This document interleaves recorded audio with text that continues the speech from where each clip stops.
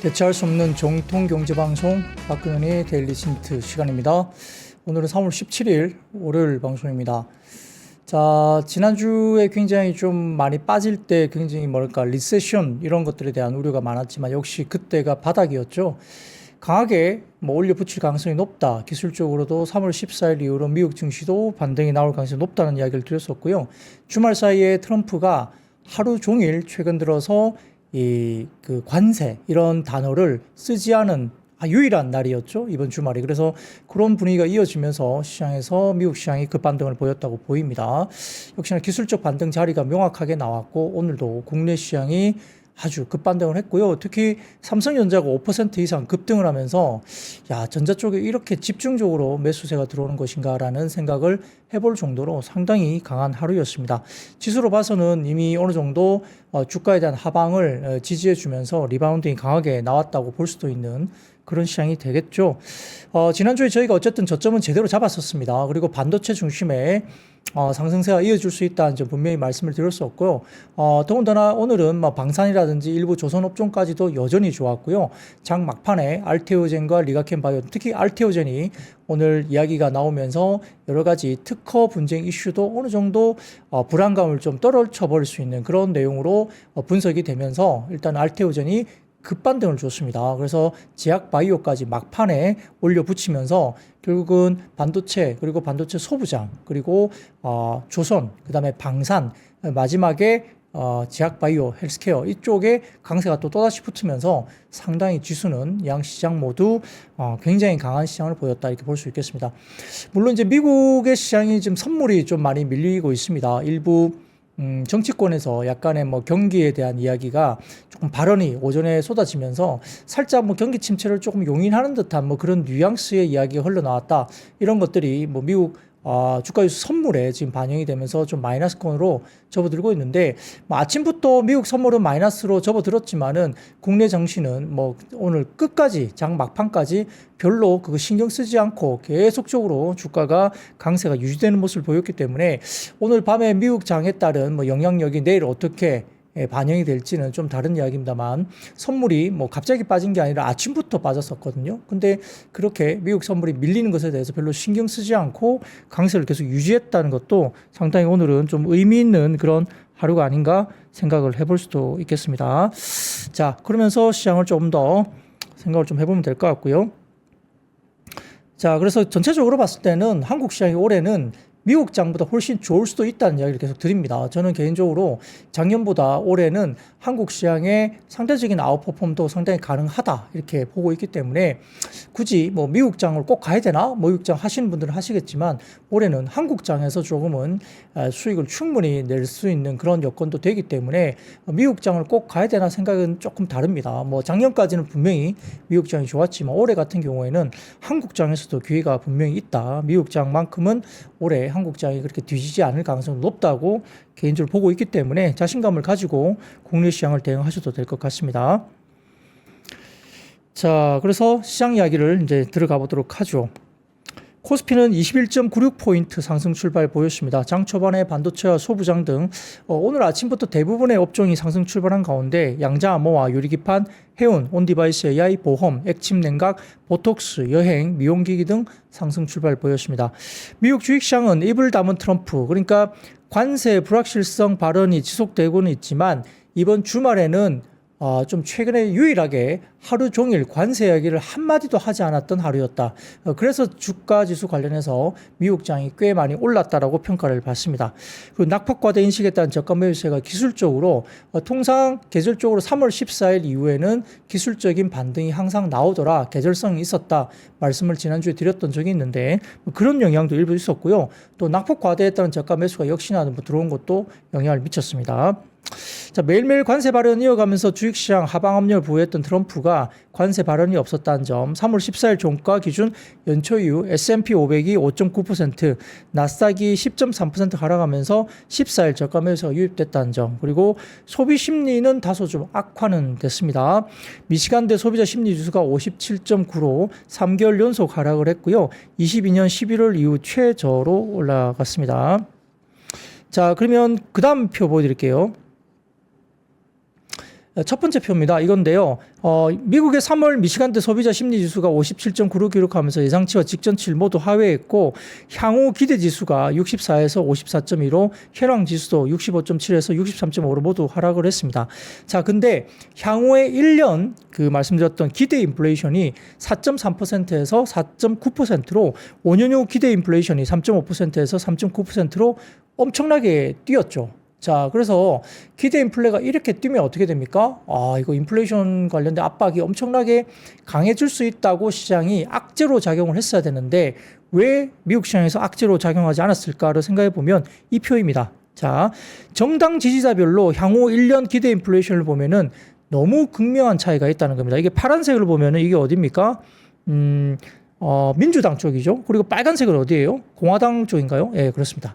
민주당 쪽이 너무 튄 거예요. 그러니까 민주당 계열의 이 성향이 있는 사람들이 정당 지지자별로 봤을 때 기대 인플레 관련된 부분에 대해서 정당별 1년 후 기대 인플레이션 변화량인데 너무 많이 튄 겁니다. 예. 그래서 전체적으로 봤을 때 아까 말씀드린 것처럼 예, 공화당, 민주당 뭐 이렇게 봤을 때는 지금 아까 말씀드렸던 민주당 쪽에 성향이 있는 사람들의 인플레 기대치 변화가 너무 심하게 튀었다는 거예요. 그래서 데모크라틱스 같은 경우는 6.5% 튀었고요. 그다음에 인디펜던츠 그는 4.4% 튀었고 그다음에 리퍼블리칸스 이게 이제 공화당 쪽인데 0.1% 정도 올랐습니다. 그러니까 이게 너무 심하게 튀임이 있었다. 지표에 튀임이 있었다. 이것 때문에 시장이 너무 우려를 하지는 않았던 것 같아요. 그래서 정당별 차이가 너무 심하게 나타나는 지표로서 일단은 이 기대 인플레에 대한 급격한 상승이 그렇게 시장에서 심각하게 받아들이지는 않은 것 같다. 정당별로 너무 큰 차이가 나더라. 이런 겁니다. 그래서 조금 더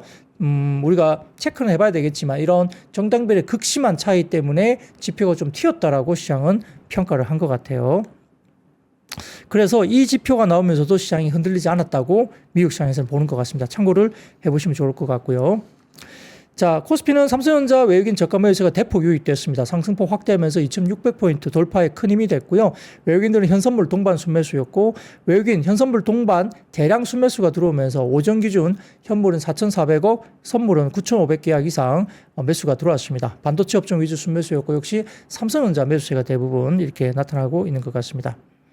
자, 삼성전자 오전 고가 기준 5% 상승해 보였고요. 코스피 지수 기여도도 오전 기준만 본다면 전체 지수 상승폭의 51%나 영향을 미쳤다 볼 수 있겠고요. 하이닉스는 거의 뭐 이렇게 평가가 없었습니다. 1% 남짓 상승을 보였기 때문에 자, P의 상승이 나타나겠죠. DRAM 가격 상승 기대가 있고요. DDR5 가격 상승이 지속되고 있고 낸드 가격 인상 기대가 뭐 샌디스크뿐만 아니라 그다음에 YMTC라든지 삼성전자, 하이닉스 등등 4월 들어서 뭐 가격 인상을 할 수 있다 이야기 계속 나옵니다. Q의 반등, 물량의 반등인데 딥시크가 중국 이구안신 이후에 수요 증가가 기대되고 있고 관세, 불확실성 지속으로 재고 선제 축적이 나타난다. 수요도 어느 정도 올라오는 모습이죠. 자, 그래서 트럼프발 칩스 액트 폐기 우려가 있었지만 현실 가능성은 낮다고 시장 보고 있는 방법이고요. 칩스법 포함 국내 지원 방안은 지속적으로 확대되고 있는 모습입니다. 자, 이번 주 오늘부터 20일까지 엔비디아의 GTC 2025가 개최되기 때문에 젠슨왕 기조연설 포함해서 AI 지속 가능 여부가 확대될 수 있다는 점 시장에서 또 모멘텀으로 작용하고 있는 상황이고 선제적으로 시장에 반응을 하고 있죠. 거기다 방산 같은 경우는 하나에어로스페이스, 현대로템, 한국항공우주 오늘도 50주 신고가 경신했고요. 실적 기대감이 모든 노이즈를 상쇄하고 있습니다. 코스닥은 코스피 대형주의 수급이 집중되면서 코스피 대비 언더퍼폼을 보인 듯 했지만 장막판에 알테오젠 급등이 나오면서 리가켄 바이오 등등 다른 바이오주들이 다시 따라 올라가면서 코스피만큼 엇비슷하게 상승폭을 보였습니다.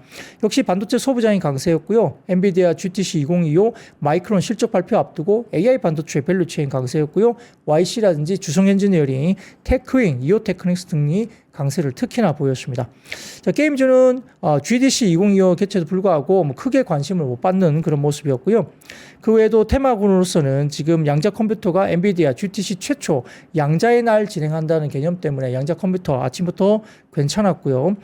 가람 신약 FDA 허가 최종 시한을 앞두고 HLB 관련주는 등락이 지속됐습니다.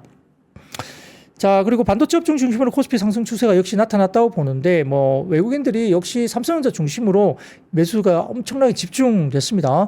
삼성전자가 5% 상승하면서 상승을 견인했고요. 중국의 내수 반등 기대감 역시 또한 레거시 반도체 수요 반등으로 기대감을 높이는 요인이었고, 주말 사이에 중국 판공청이 소비진작 특별 행동 계획을 발표하면서 중국 인민의 소비를 적극적으로 진작시킬 것을 천명했습니다.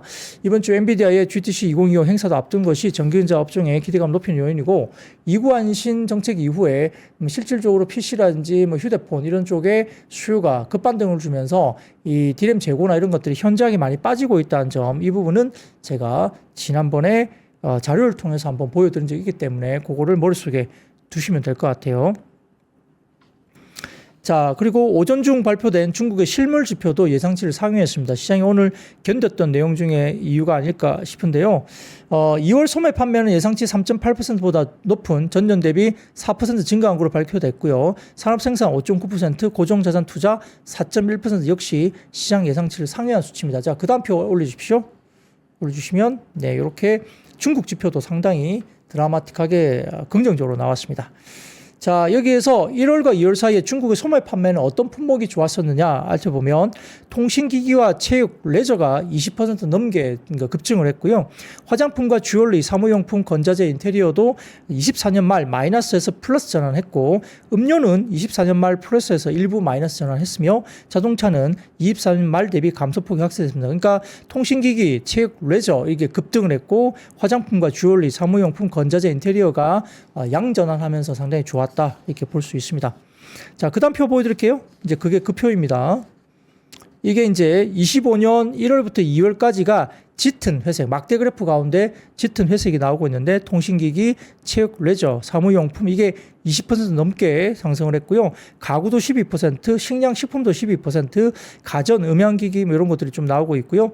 그다음에 일상용품, 담배, 주류, 뭐 그다음에 주얼리 이런 게 나옵니다. 화장품도 4% 정도 올라가고 있고, 의류, 신발, 방직도 3% 올라왔습니다. 뭐 역성장한 것들이 역시나 보면 음료나 자동차 쪽이 역성장을 하고 있습니다. 자, 중국의 실물 경기와 반도체 업종 기대감이 강화된 반면 그동안 중국 구조조정 기대감으로 올랐던 철강과 화학, 특히 롯데케미칼 같은 경우도 오늘 주가가 많이 빠졌습니다. NH투자증권에서 롯데케미칼은 특히 오늘 보수적인 리포트를 내면서 비교적 약한 모습을 나타냈고요. 중국 회보에 대한 신뢰도 높아진다면 뭐 소비주나 엔터 업종 중심으로 순환매가 전이 강화될 가능성도 역시 늘어나야 된다. 그래서 오늘 일부 기획사라든지 그다음에 뭐 DU와 같은 엔터 관련된 미디어 뭐 이런 컨텐츠 관련주도 일부 상승권으로 마무리됐다는 점도 살짝 이제 머리를 들고 있는 것도 우리가 눈여겨봐야 될 것 같습니다. 자, 그래서 반도체 업종 강세가 특징적으로 보였고, 말씀드렸던 것 중에 이제 종목으로서는 테크잉, 뭐 주성 엔지니어링, 하나 마이크론, 장비 업종 일제히 상승을 보였고요. 방산 업종도 유럽 방위비 증액 모멘텀 지속되면서 단기간 내에는 자체적으로 재무장이 힘들 것이다. 유럽의 자체적인 재무장은 좀 힘들 것 같다라는 분석이 나오면서 한국 방산 업종 수혜 기대감이 기대됐습니다. 조선 업종도 괜찮았어요. 하나오션이 2조 3천억 규모의 컨테너선 수주 공소가 있었고요. 삼성중공업은 1조 9천억 규모의 서틀뱅커 수주가 있었습니다. HD 현대중공업 같은 경우는 오늘 KDDX 수주전 결과 앞두고 상승하는 등 업종 전반의 수주 증가 기대감 등이 이루어지면서 실적 성장 기대감이 여전히 유입됐다 볼 수도 있겠습니다. 엔터 업종도 강세를 보였는데 양호한 중국의 실물 지표가 나오면서 또한 판공청의 특별 행동 시행 계획에서 공연 기획사의 투자 유치를 위해서 인센티브 지급 계획을 밝혔습니다. 그러니까 공연 기획사의 공연 관련된 투자가 계속적으로 유치가 되면 인센티브를 주겠다 이런 것들이죠. 그러니까 공연을 좀 더 활성화시킨다는 겁니다. 뭐 내수를 위해서 더군다나 그럴 수도 있다는 거고요. 하이브, SM, YG엔터 등 DOU까지 움직임이 있었고, 한편 원전 업종은 약세였습니다. 한국이 DOE의 민간 국가에 분류됐다는 사실이 공식화되면서 기술 공유 제한 우려가 역시 원전 이쪽이 좀 더 부각이 됐고요. 사실은 뭐 원전뿐만 아니라 AI 쪽도 이런 부분이 민감할 수 있는데, AI 쪽은 반도체가 워낙 강하기 때문에 그래도 플러스로 어느 정도 마무리됐지만, 원전은 바로 직격탄을 받으면서 민간국가 분류 때문에 이렇게 좀 더 약세 국면으로 나타내는 이야기가 됐다. 그래서 원전 쪽이 제일 오늘 피해 업종이 아닌가 싶습니다. 석유화학 업종이 약세였어요. 무디스, SK이노베이션 신용등급 하락에 대해서 석유화학 업종 전반 수급 불균형 지속 전망됐고요. 롯데케미칼, 대한유화가 빠졌는데 특히 롯데케미칼은 NH투자증권의 보수적인 리포트가 나왔다 볼 수 있습니다. 업종의 상승 탑3를 본다면 전기전자와 운송장비, 부품, 제조 쪽이고요. 그다음에 업종의 하락 버텀3는 기계장비와 전기가스, 화학으로 볼 수 있습니다. 자, 이번 주 BOJ, FOMC 등 주요 통화국 정책회의가 예정되어 있습니다. 변수로서 큰 이야기가 될 수 있는데 역시 점도표, FOMC 같은 경우는 점도표가 올해 금리나 관련해서 2회일까 아니면 3회로 확장되는가에 대한 부분들이 필요할 것 같고요. 특히 관세 불확실성에 대한 연준의 생각을 좀 확인할 필요가 있다라고 이제 마무리 지을 수 있겠습니다. 자, 그래서 그 다음 표 보여드리겠습니다. 패드워치 기준입니다. 미국의 3월 FOMC를 앞두고 기준금리 동결 가능성은 높게 평가될 수밖에 없는데 2월과 9월, 12월 지금은 3회 정도에서 금리 인하 기대감이 여전히 높게 형성됩니다. 그러니까 패드워치 쪽에서는 오늘 올해 금리 인하를 3회 정도로 지금 반영을 하고 있다. 이렇게 보시면 될 것 같아요. 자, 그리고 그 다음 표입니다. 자, 다울투자증권에서 올해 미국장 조정은 진짜일까 가짜일까라는 의미를 이야기했는데요. 미국 증시는 올해 고점 대비 10% 이상 하락하면서 약세장 진입에 대한 우려가 사실 있었습니다. 기술적인 조정 국면이다 이야기가 좀 나왔었는데 이를 두고 지난 2년간 미국장은 2년간 60% 이상 올랐습니다. 그래서 10% 빠진 거 가지고 뭐 이렇게 대수냐라고 건강한 조정이라고 말하는 쪽이 있고요. 이제 트럼프 관세로 인한 미국의 본격적인 하락 국면이라고 생각하는 쪽도 있기 때문에 시장은 이렇게 양분됩니다. 본격적인 구조 조정 구간이다. 그 다음에 한쪽은 2년 동안 60% 급등했는데 10% 하락은 있을 수 있다. 이렇게 기술적인 조정, 건강한 조정으로 말하는 쪽이 있죠. 미국 시장에서는 그 강세론자, 특히 이제 전통적인 강세론자 최근에 부각되고 있는 탐리 이런 쪽은 역시나 이 강세론자이기 때문에 엄청나게 높은 수익률을 이제부터 시작될 수 있다라고 다시 이야기하고 있죠. 근데 일단 현재 상황만 놓고 보면 다울투자증권은 아마 건강한 조정 쪽으로 좀 더 무게를 두는 것 같습니다. 이유는 두 가지인데 트럼프 재선 후보 때부터 바이든과 해리스 대비 지지율이 상승할 때마다 미 증시는 상승했다는 겁니다. 역시 트럼프 일기를 통해서 학습 효과가 있었던 관세, 보호무역, 일방주의 등도 미국 우선주의는 이미 예상됐던 결과였고요. 따라서 지금 와서 이 사람이 관세를 협상용 카드로만 사용할 거라 생각했는데 그게 아니었다. 이렇게 생각하기엔 좀 무리수가 있고 역시 협상용이다. 이런 이야기를 하는 겁니다. 두 번째, 현재 금융 환경은 정치적 불확실성에 따른 변동성 확대일 뿐 실물 경기에까지 침체가 확산된 건 아직 아니라는 겁니다. 좀 전에 올려주셨던 표를 한 번만 더 올려주시면 화면에 좀 띄워주세요. 좀 전에 올려주셨던 거 주시면 자, 이 차트를 보면 좀 알 수 있는데 증시의 변동성 지표인 빅스와 경기 침체 지표인 OAS 이거인데요. OAS는 하이힐드 회사채에서 국고채 스프레드를 뺀 건데 이에 대한 장기 시계열 추세인데 추세적으로 서로 동행하는 것이 일반적인데요. 과거 보면 이 회색 부분이 아마 침체 구간이었던 것 같은데 이게 거의 이제 비슷하게 동행하는 구간이었다는 겁니다. 근데 이게 일반적인데 박스 처리된 부분, 그러니까 빨갛게 이렇게 네모나게 박스 친 부분이 이제 점점 이렇게 보이시죠? 그래서 아시안 파이낸셜 크라이시스와 그다음에 관세 1기, 그다음 관세 2기 정도인데 이게 최근에 보면은 박스 처리된 특정 구간에서만 디커플링이 발생하고 있습니다. 그때는 침체가 없었죠. 이러한 디커플링 구간은 미국의 펀더멘털과 무관하게 97년 아시아 외환위기, 그러니까 미국하고는 무관했고요. 아시아 외환위기였고, 그다음에 정치적인 이슈인 18년과 현재 트럼프 관세 전쟁, 이게 결국은 트럼프 관세 이슈 때문에 약간의 디커플링이 날 수 있는 겁니다. 이때마다 실제 경기 침체를 의미하는 OAS는 굉장히 안정적이었다는 거고요. 증시의 변동성만 확대됐을 뿐 실질적으로 아주 망가지는 그런 시장의 낙폭이 나타난 것은 없었다. 이렇게 확인할 수 있다는 겁니다. 실제 실물 경기가 파탄난 거라면 같은 구간에 빅스와 OAS 모두 현 레벨 대비 2배 이상 동시다발적으로 치솟는 모습이 필요한데 현재는 그런 모습이 안 나타나고 있고 두 개가 또 역행하고 이렇게 있다는 거죠. 동행을 하지 않는다는 겁니다. 따라서 지금까지 미국 증시는 단순 조정이었다는 판단 속에 지난 2년과 같은 불장은 올해 부재하다고 본다고 하더라도 단기 트레이딩 관점에서 충분히 접근이 긍정적 접근이 가능한 자리가 아닌가 이렇게 다울투자증권에서 평가를 했습니다. 자, 그리고 그 다음 표 보여드리겠습니다. 미국 에너지부가 민간국가, 기타 지정국가 목록이 있는데 보시면 대한민국이 지난 1월 초에 민간국가 및 기타 지정국가에 지정이 됐다. 오는 4월 15일 발효 예정이다는데요. 이거는 이제 어떤 것 때문에 민간국가가 됐는지 그건 밝히지 않았기 때문에 이제 이렇게 대한민국이 아래쪽에 있는 상태입니다. 그래서 이게 민간국가가 되면은 역시 아까 말씀드렸던 원전이라든지 AI 등과 같은 부분에 대해서 정보 공유나 이런 것들이 조금은 좀 제한된다 이렇게 볼 수는 있는데 좀 안타깝죠. 이 부분을 빨리 해소를 해야 됩니다. 이런 것들이 결국 국내 산업의 발전을 좀 저해할 수 있는 허들이 될 수 있기 때문에 정부 차원에서 이거는 빨리 좀 해결을 해야 될 것 같아요. 이게 오래 가면 좋을 게 하나도 없습니다. 국내가 미국이 이렇게 민간 국가로 한국을 지정하는 것 자체가 솔직히 좀 기분 나쁜 이야기거든요. 저희 입장에서는. 그래서 이렇게 취급받고 있는 게 상당히 지금은 상당히 좀 정치적으로 빨리 안정을 찾고 이걸 빨리 풀어내는 게 맞다고 보입니다. 이게 너무 좀 기분 나쁜 이야기예요. 자, 그래서 이제 워낙 뭐 미국이 어떤 시각으로 한국을 바라보고 있는지를 단적으로 보여주는 게 아닌가 싶어서 좀 빨리 이거를 해소를 해야 된다 이렇게 생각이 듭니다. 자, 그러면 섹터로 한번 바로 넘어가 보도록 하겠습니다. 오늘 역시 반도체가 아주 아웃퍼폼을 했는데요. 엔비디아가 현지 시간으로 3월 17일부터 21일까지 캘리포니아 산호세에서 아마 AI 컨퍼런스인 GTC 2025를 개최합니다. 그래서 HBM, 기업용 SSD 등의 AI 관련된 메모리를 전시할 예정이고요. 시장의 관심은 현지 시간 18일 젠슨 황 엔비디아 CEO 기조연설에 쏠리고 있습니다. 한국대중권은 보고서를 통해서 디램 공급이 수요 회복의 속도를 따라가지 못하고 있다고 밝히면서 역시 이제 굉장히 긍정적인 이야기를 하는 거죠. 1분기 DDR4 재고가 정리된 이후에 2분기부터 DDR5 위주로 디램 공급 부족이 부각되면서 ASP 평단이 상승 전환할 수 있을 거 전망하고 있습니다. 여기에 따라서 디램 3사의 H 비중 확대가 25년 공급 부족의 주 원인이 될 것으로 분석하고 있습니다. 자, 그러면 그 다음 표 하나 보여드리겠습니다. 보시면 전체 디램 중에 HBM 출하 비중 차이입니다. 이 보시면은 위쪽에 보시면 검은색 실선이 하이닉스 HBM 출하 비중이고 아래쪽이 삼성전자의 HBM 출하 비중입니다. 하이닉스는 비중이 14% 정도까지 올라왔고요.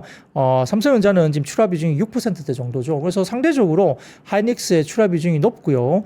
그래서 갭이 이렇게 있는데 아무래도 최근에 레거시 가격이 움직인다.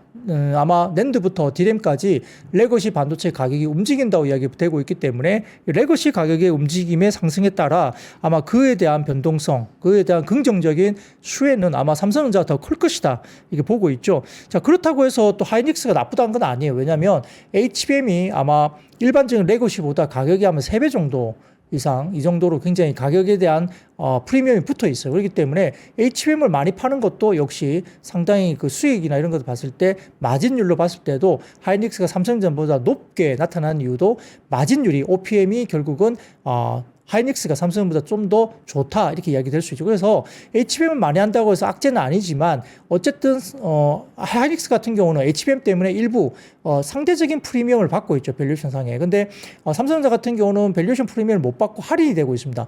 얼마 전까지만 해도 PBR 1배 미만으로 거래됐기 때문에 워낙 싸게 거래된다고 계속 이야기가 됐었고요. 근데 다만 HBM도 지금 가능성에 대해서 HBM3 12단에 대해서 오디트를 진행했고 분위기가 상당히 좋았다 움직임이 나오고 있고 그다음에 HBM4까지 이제 기대감을 오래 좀 가질 수 있고요. 레거시 제품에 대한 가격이 반등이 주면 역시 레거시 비중이 하이닉스보다 상대적으로 높은 삼성전자가 상대적으로 이에 대한 어떤 반응이 좀 더 급하게 그래서 상승에 대한 부분들이 좀 더 빨리 높게 하이닉스보다 나올 수 있다는 것이 이제 일반적인 평가입니다. 그래서 삼성증권도 오늘 그런 식으로 이야기를 하고 있었는데 결국은 지금의 민감도는 이러한 시장의 민감도는 삼성전자가 좀 더 민감도가 높기 때문에 긍정적으로 본다. 하이닉스가 나쁘다는 거 아니에요. 근데 삼성전자에 대한 긍정적인 요인이 훨씬 더 민감도가 높게 긍정적으로 반영이 될 것이다라고 보는 것 같습니다. 자, 그 다음 표 보여드리면 디램 점유율 데이터인데요. 보시면은 그 다음입니다. 그 다음 표 보여주시면 이겁니다. 좀 보이실지 모르겠는데 삼성전자 하이닉스의 디램 점유율을 보면은 점유율을 보더라도 24년 1분기가 삼성전자 42%, 하이닉스가 28.8%인데 지금은 삼성전자가 40%, 하이닉스가 31.1%, 그래도 한 10% 가까이 차이가 납니다. 그리고 디램의 매출액 기준을 봤을 때 아마 24년 4분기 정도 기준을 보더라도 전자가 역시나 뭐 당연히 높죠. 그렇기 때문에 아마 디램이나 낸드 쪽에 관련된 이 부분에 대해서 좀 더 민감도가 지금은 이렇게 레거시 제품의 가격이 올라갈 때 민감도는 삼성전자가 좀 더 높게 형성될 가능성이 높다. 그리고 만약에 HBM3E 12단이 만약에 콜 테스트 통과돼가지고 뭔가 진입이 가시적으로 공식 발표가 되면 HBM4에 대해서 기대감이 높아지겠죠. 그러면 하이닉스가 독점하고 있는 상대적으로 독점하고 있던 이 MS가 마켓쉐어가 삼성전자에 좀 내줘야 되는 상황이 생길 수 있어요. 그러면 오히려 하이닉스보다는 삼성전자가 좀 더 긍정적인 방향으로 좀 더 갈 수 있다는 것은 당연히 그렇게 설명이 될 수 있습니다. 자, 그래서 14일 현지 시간 뉴욕 주식시장에서도 저가 매수세에 따라서 급등한 가운데 필라델피아 반도체 지수도 급등 마감을 했고요. 지수가 3.27%나 급등을 했습니다. 그래서 엔비디아도 5.27% 상승을 했고요. AMD도 2.9, TSMC도 1.46, 그리고 마이크론 테크놀로지도 6.23 이렇게 마감을 했고요. 그래서 오늘 삼성전자뿐만 아니라 뭐 DB하이텍, YC, 주성엔지니어링, 테크잉, 뭐 DNF, 이오테크닉스 등 반도체 관련주가 가격이 올랐다 보입니다. 최근에 뭐 한화그룹이 일단 진입을 하면서 한미 반도체가 조금 아쉬운 부분이 분명히 있습니다. 이 부분은 뭐 곽 회장 같은 경우는 지금 한미 반도체 자신감을 가지고 또 추가적인 뭐 주식을 샀다 이렇게 말은 들리는데 시장에 대해서는 약간 뭐 반응은 좀 덤덤하죠. 그래서 이제 시장에 대해서 언제 어떻게 글쎄요 뭐 격차, 기술적인 장비의 어떤 격차 이런 것들을 확인할 수 있을지 이걸 좀 지켜봐야 될 것 같고요. 자, 그렇게 보시면 좋을 것 같습니다. 부회장인가요? 예, 부회장인가요? 제가 정확하게, 예, 아마 말씀을 잘못 드린 것 같아요. 예, 그렇습니다. 아무튼 그렇게 끝났고. 아무튼 뭐, 곽동신, 어떻든 계속 샀죠. 계속 사서 단가가 높을 텐데, 뭐 오늘도 다시 한번 자신감을 표현하면서 이렇게 샀지만, 주가가 그렇게 시장에서 그렇게 반응을 새로 못했다. 이렇게 볼 수 있습니다. 자, 그래서 지금 일부 외국계 증권사에서는 아마 오늘 리포트를 보니까 한화 쪽에서 한 6대 정도 아마 계약을 한 것 같다 이렇게 추정 리포트가 나왔어요. 뭐 가격 기준으로 뭐 얼마 정도 가격을 기준으로 해서 아마 6대 정도가 계약을 한 거 아니냐 이런 조심스러운 뭐 해외 쪽에 리포트가 나왔었습니다. 한화 그룹에 대해서 장비에 대해서 이야기가 나왔죠. 예, 그런 것도 한번 이야기가 됐고 있고요. 자, 그리고 그 다음 표 보여드리겠습니다. 이 보시면은 메모리 컨트랙트 포캐스트인데 메모리 쪽의 계약에 대한 추정치입니다. 여기 보시면은 뭐 표를 보시면 조금 말씀 주시기가 좀 쉽지 않은데 이거는 원고를 다운로드 받으시면 숫자가 잘 보이실 테니까 보시고요. 자, 미래세증권에서 올려주신 트렌드포스 메모리 가격 계약 전망치가 나왔습니다. 근데 이 전망치가 상향 조정되고 있다는 건데요. 1분기 가격 전망치부터 하락률이 바로 완화됩니다. 보통 일반적으로 2분기부터 완화되고 3분기에 올라간다는 그림이었는데 이게 당겨지고 있죠. 1분기부터 하락률이 완전히 이렇게 완화되면서 2분기부터 가격이 상승 반전될 것이 좀 당겨지고 있어요.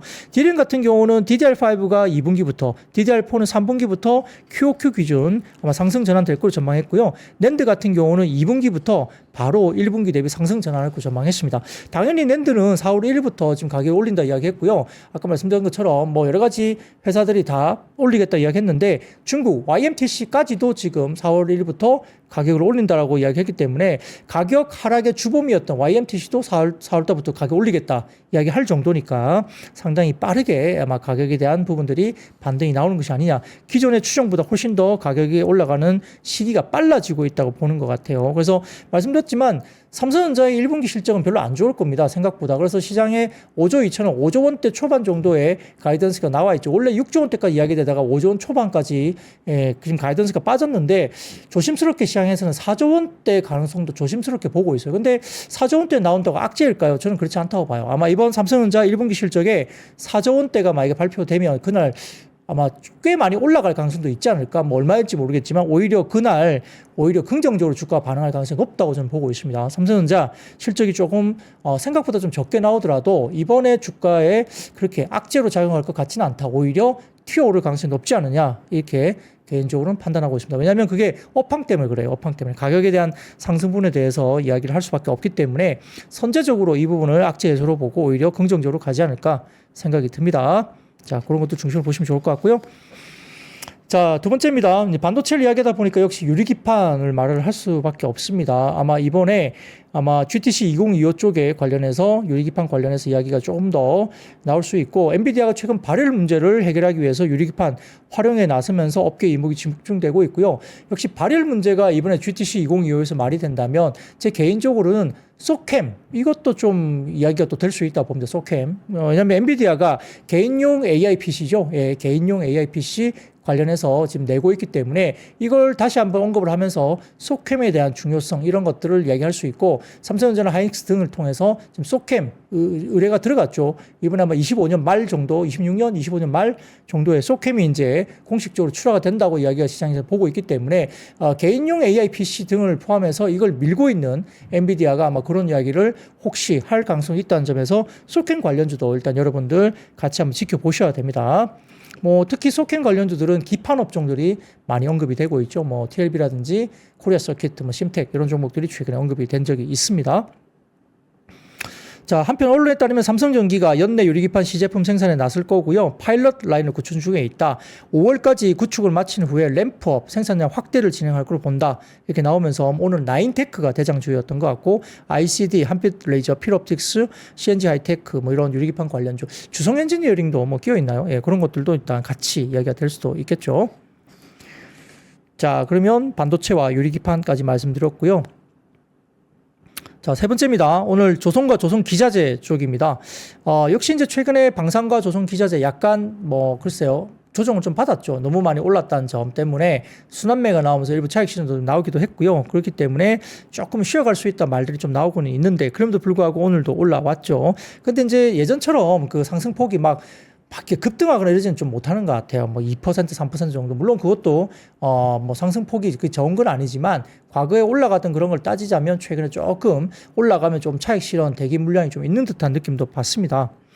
그래서 지난 14일 언론에 따르면 방한 중인 케빈 메카시 전 미국 하원 의장이 우원식 국무의장을 만난 자리에서 한국에서 미국 군함을 건조할 수 있도록 법률 개정을 적극 지원하겠다 입장을 밝혔습니다. 그래서 이게 미국의 법률 개정이 지금 실제로 진행될 수 있다 이야기가 오늘 현장에서 기사가 나왔고요. 이것 때문에 미국 현행법상 선박 건조는 자국에서 가능하지만 미국 선박을 한국에서 수리 건조할 수 있도록 법안 개정을 통해서 양국이 협력하면 좋겠다 이렇게 공식적으로 계속 지원 방안에 대해서 이야기가 나오고 있는 것 같습니다. 더군다나 한화오션과 삼성중공업이 각각 오늘 계약 체결 관련된 수주 소식을 알리면서 긍정적인 개별적인 모멘텀을 알렸다 볼 수 있는 상황이고요. 더군다나 신한투자증권에서는 오늘 조선주보다는 기자재 시장이 열리고 있다면서 본행제, 엔진주 이런 것들에 대해서 긍정적인 리포트를 내기도 했습니다. 향후 4년간 트럼프 정책에 대한 에너지, 조선 수위가 기대되고요. LNG 프로젝트나 이런 것들이 역시 긍정적으로 단기 실적보다는 우량 기자재 업체의 희소성 이런 것들을 주목할 필요가 있다고 언급을 했죠. 삼성증권도 조선업에 대한 영향이 역시나 긍정적으로 미국의 천연가스 수출 유지가 상당히 강하기 때문에 이에 대한 조선업종 그리고 기자재 쪽의 본행제 이쪽도 마찬가지고 엔진 쪽, 그 조선 기자재 쪽도 같이 봐야 된다. 뭐 태광, 뭐 성광밴드 이런 쪽도 마찬가지고요. 본행제, 한국카본 이런 같은 종목들도 봐야 되는 거죠. 자, 그래서 표를 보여드리겠습니다. LNG 운반선 연간 신규 수주와 수주 잔고 추이인데요. 이게 보시면 막대 그래프가 수주 잔고고 그 다음에 회색 실선이 이제 신규 수주인데 막대 그래프 수주 잔고가 여전히 치솟고 있습니다. 24년까지 굉장히 좋은 모습이고요. 자, 그 다음입니다. 한국카본과 동선하이텍의 매출액과 영업이익률인데 그 다음 표 보여주세요. 최근에 이제 이런 본행제 회사들인데 이 보시면은 상당히 매출액과 영업이익률이 크게 올라가는 모습이 보입니다. 자, 표 좀 보여주십시오. 한국카본과 동성화이텍 매출액과 영업이익률. 이것 말고 요겁니다. 막대 그래프가 매출이고요. 그 다음에 회색 실선은 영업이익률인데 대부분 보면 매출이 상당히 계속적으로 올라가는 측면에서 영업이익률도 회색 그래프가 실선이 계속 올라가고 있죠. 그래서 매출 올라가면서 OPM도 올라간다. 굉장히 좋은 모습이 역시 한국카본과 동성화이텍 쪽에서 나타나고 있다로 보시면 좋을 것 같습니다. 참고를 하시면 좋을 것 같아요. 그래서 조선주를 바로 막 이렇게 좋다고 더 말하기가 조금 이렇게 버거워지니까 약간 조선 기자재 쪽으로 약간 살짝 트는 모습도 좀 느껴지는 모습도 있거든요. 그래서 이런 것들이 역시 기자재 쪽으로 확산되고 있다 이렇게 보시면 좋을 것 같아요. 엔진주도 마찬가지입니다. 같이 보시면 좋을 것 같고요. 자, 그러면 네 번째 섹터로 바로 넘어가도록 하죠.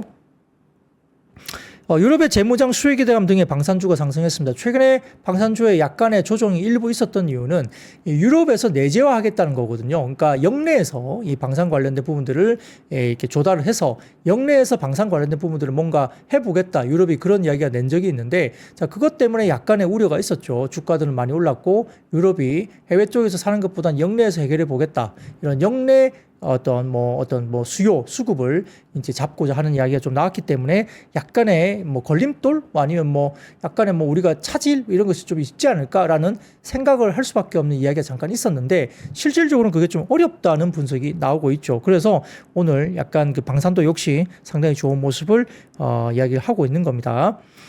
자, LS증권은 보고서를 통해서 뭐 유럽 재무 상황에 따른 뭐 방위산업 성장이 여전히 기대된다고 리포트가 또 나오기도 했고요.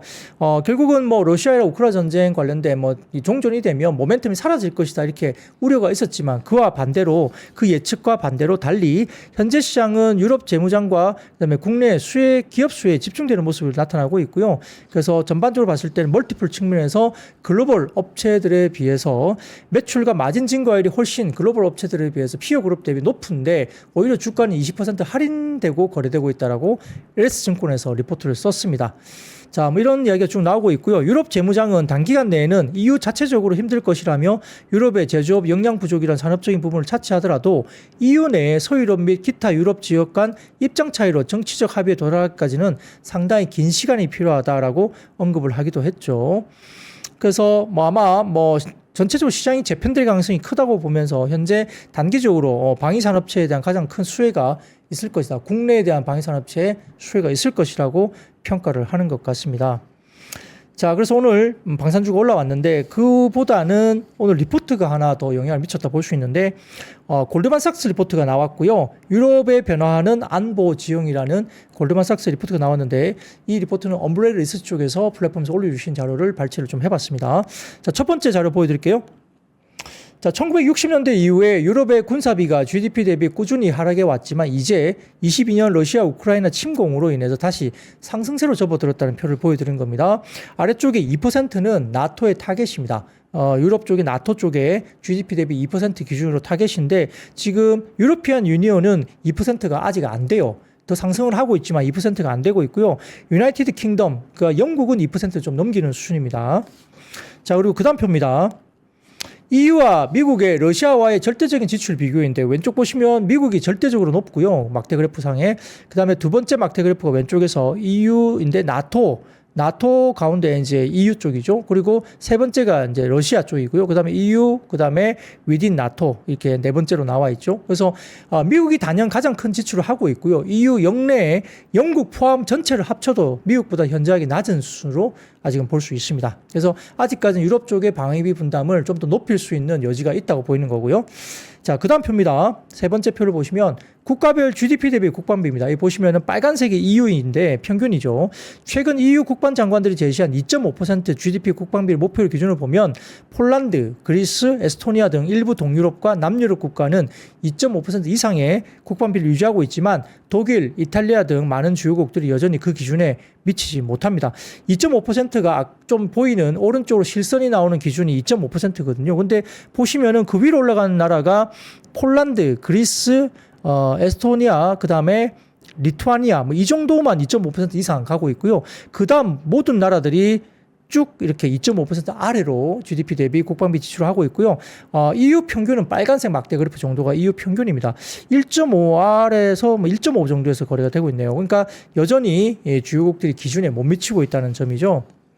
자, 그 다음입니다. 그 다음 표를 보여드리면 군비 구성의 문제점입니다. 이 보시면은 유럽의 국방비가 대부분 다 어디에 들어가 있냐? 대부분 다 인력에 들어가 있다는 거죠. 인력에. 그래서 병력 유지 비용이 지나치게 치중되어 있다는 거죠. 이 보시면은 오른쪽 보세요. 퍼스널 보죠. 퍼스널. 오른쪽 막대 그래프 보시면 약간 하늘색 막대 그래프 보시면 이게 퍼스널로 보이는 거죠. 엄청나게 높게 형성되어 있고요. 그 다음에 약간 하늘색, 푸른색, 하늘색 보시면 이게 R&D입니다. R&D가 Military Operations. 이게 뭐냐면은 여러 가지 뭐 작전에 대한 여러 가지 R&D 비중이 있는 거거든요. 그래서 작전 능력 확보라든지 이런 것들에 비해서 지금 왼쪽에 보시면 퍼스널. 그러니까 개인적인 병력 유지 비용이 너무 높게 형성되어 있는 거죠. 그래서 현대전에서 요구되는 첨단 무기 체계라든지 사이버 보안, 전략적 물류 지원들이 이런 부분에 대해서 굉장히 취약하다는 거죠. 사람에만 집중되어 있고 이런 여러 가지 아주 첨단 무기 체계에 대한 부분들이 취약하다는 점이 이제 군비 쪽에 구성의 문제점이 유럽 쪽에 있다는 이야기를 하는 겁니다.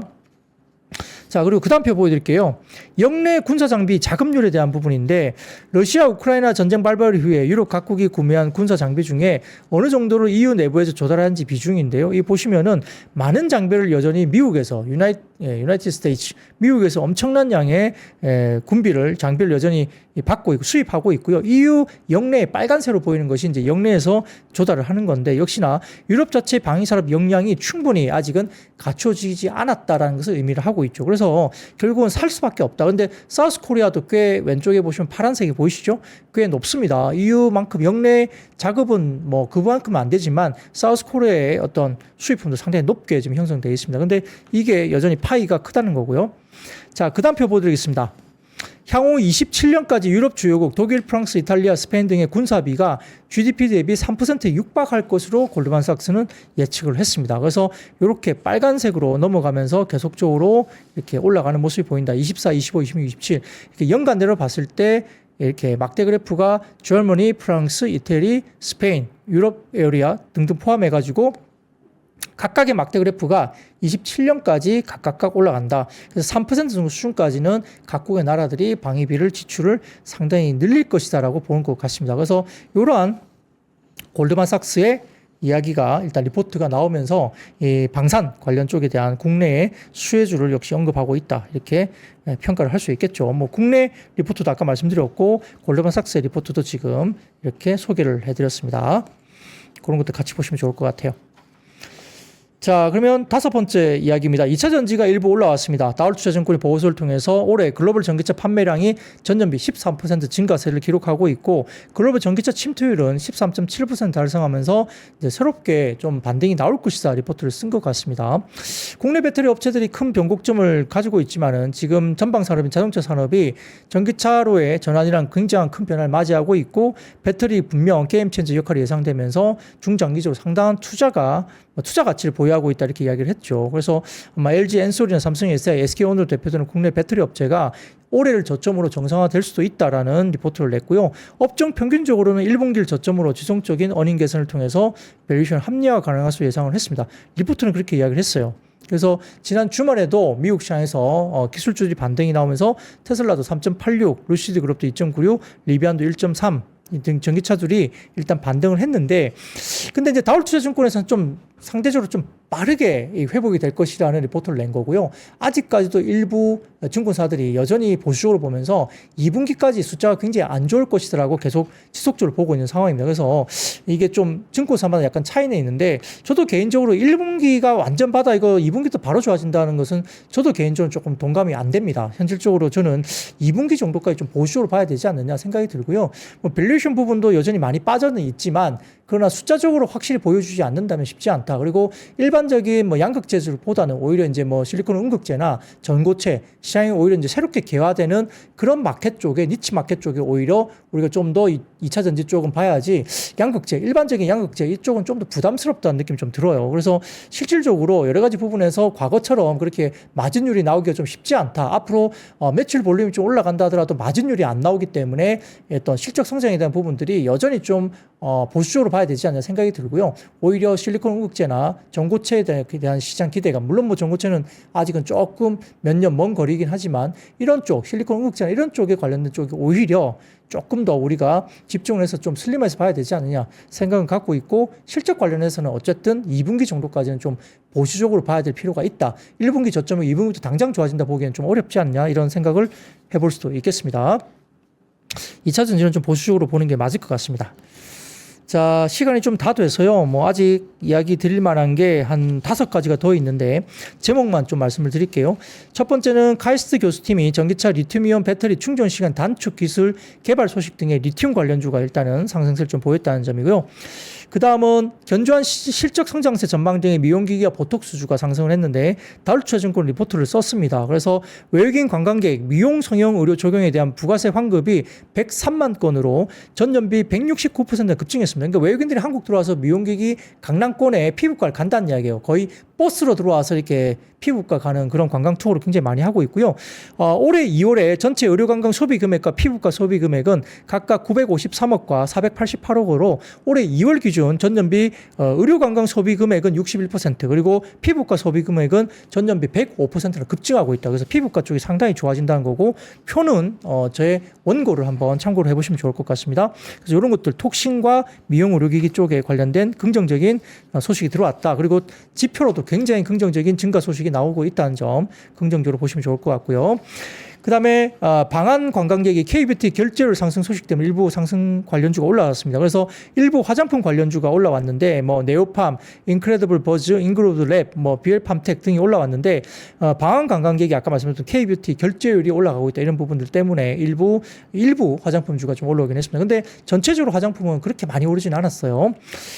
자, 그리고 양자 컴퓨터 관련주 급등 미국 시장에서 올라왔기 때문에 이 관련주들이 여전히 올라왔고요. 디웨이브 퀀텀이 46.89% 급등을 했었고 주말 사이에 아이온큐도 16.9, 리게티 컴퓨팅도 28.23%, 퀀텀 컴퓨팅도 29.14%, 양자 컴퓨팅 관련주가 동반 급등세를 나타냈습니다. 이게 오늘 영향을 미쳤고 마지막으로 업황 둔화 국면 지속 전망 등의 석유화학주 하락했습니다. 특히 NH투자증권에서 오늘 석유화학에 대한 둔화 국면이 아직은 끝나지 않았다. 아직 멀었다 이야기를 했고요. 특히 롯데케미칼 관련해서 시장 컨센서스를 하회할 것이라는 영업 적자 부분들에 대한 이슈가 리포트로 나오면서 특히 석유화학주가 오늘 별로 안 좋았다. 정도까지 말씀드리겠습니다. 자, 여기까지 준비했고요. 역시나 오늘 같은 상승장 내일까지 좀 이루어졌으면 좋겠습니다. 아시죠? I see you.